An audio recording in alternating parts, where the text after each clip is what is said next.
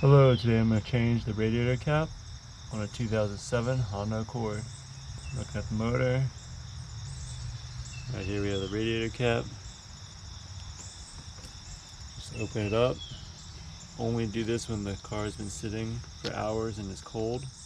Never open when it's hot. So this is the factory cap. It's a 2007 Honda. I'm just going to change this for maintenance purposes. As you can see, this has a rubber gasket here. Over time that rubber will deteriorate.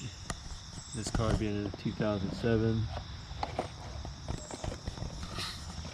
This is the replacement cap I'm using. As you can see, the middle part of this cap is missing. Look at that. That is falling off. This is why you check your radiator cap.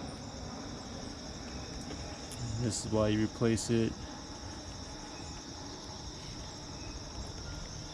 As you can see, this one is falling apart. If your Honda has over 100,000 miles, it's 10 years old, I would definitely replace it.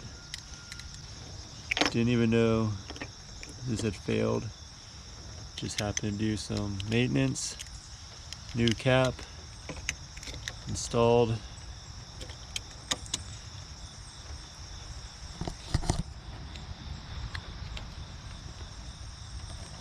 Just want to replace this because I did some work replacing this radiator fan assembly.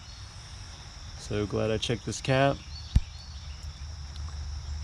If your car is 10 years old, has over 100,000 miles, I'd recommend just changing this as part of maintenance.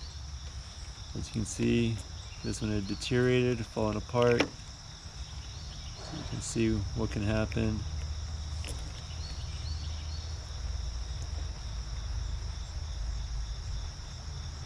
If this video helped you out, give it a like. Thanks for watching.